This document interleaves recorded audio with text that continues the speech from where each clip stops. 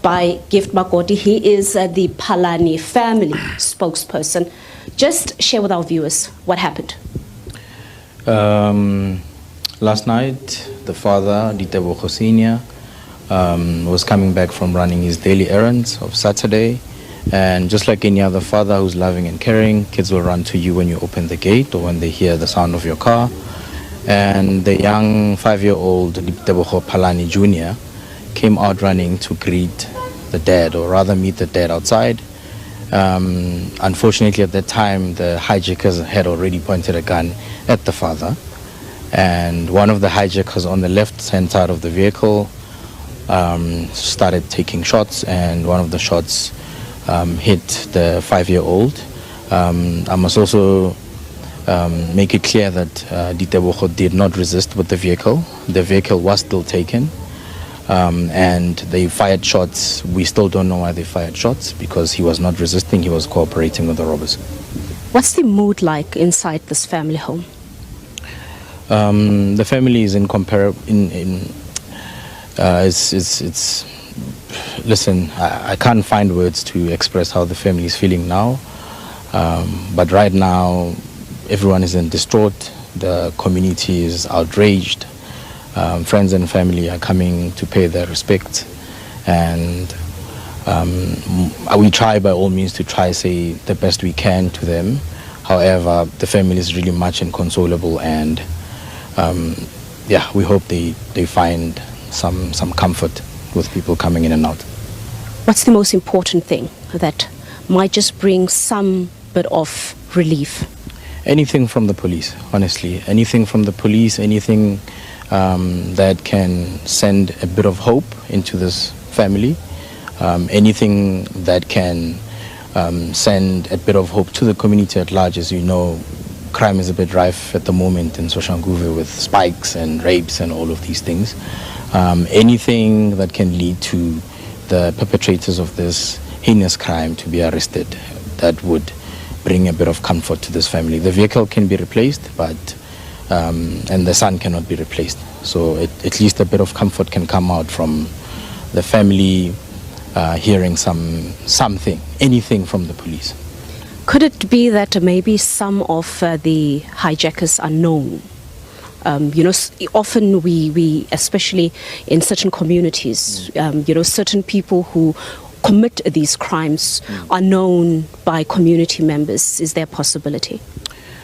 Look, it's always a case-by-case matter.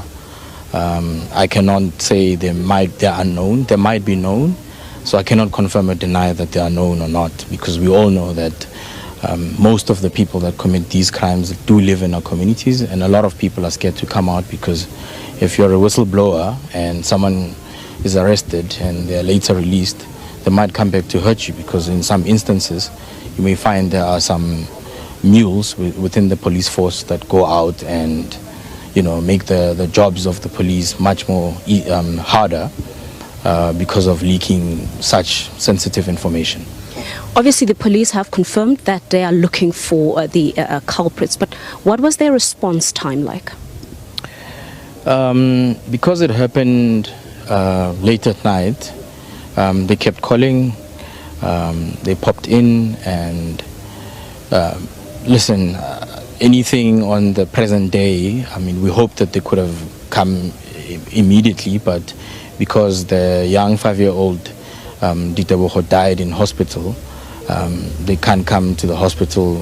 But here at home, they did make contact with the family, and they did promise to come back within the next couple of days, or hopefully that will be tomorrow as well, because any day that goes by without hearing anything from the police, it feels like a decade. Soshanguve has been in the news of late for perhaps all the wrong reasons. You briefly touched on it earlier. We just obviously come from the shock following DJ Mashada's murder that also happened in Soshanguve, and really just the spate of gun violence that has engulfed this community. What would you share with us relating to that, and really just the safety aspects as people in this community have to continue their lives, but at the same time they find themselves terrorized daily by ruthless criminals? Look, as I mentioned earlier, the community is always on high alert. Unfortunately, we always have to look over our shoulders. We do have mothers and fathers and some family members that live in the community. And even when you don't live in the community, you are told all the time, when you come home, please be careful. And honestly, that's not a good way of living. No one should be living looking over their shoulders. But unfortunately, because of the circumstances, we have to just adapt. So the crime that's happening in Soshanguve is just an extension of what's just been happening across the country. It's not a Soshanguve problem only. We've seen in KZN where cops are doing the Lord's work by unaliving some of these perpetrators, and we hope that there could be some hope that's brought to the community, so that kids, for that matter, and parents can live and without any fear, you know. So for anyone who is fearing for their lives in the community, they have every right to feel that way, because there's been a spite of spikes on the highway. There's been robberies. Every single day you do hear something, kidnappings. The same family who also suffered something similar like that 3 weeks ago, where our brother was taken and left for dead in the blistering cold after he was tied up and money was looted from his bank accounts. And we did share this also on social media. But as always, hello guys, and welcome to my channel. Man, this is a very traumatic and devastating situation. Like, truly speaking, South Africa is no longer safe. Not to mention, we buried Upita Mashata just about a month ago due to gun violence. Guys, whether you're at home or school or doing shopping, it's just no longer safe. Someone on Twitter mentioned, gosh, as a mother, how do you even begin to explain to the younger one that he'll never see and play with his brother ever again? Worst pain I can ever begin to imagine. Guys, I can't imagine what the mother is going through right now. But let's keep the Palani in our prayers, and also justice for Ditebogo Jr. Anyways, that's it on today's video. Thank you guys for joining me. See you guys in the next video.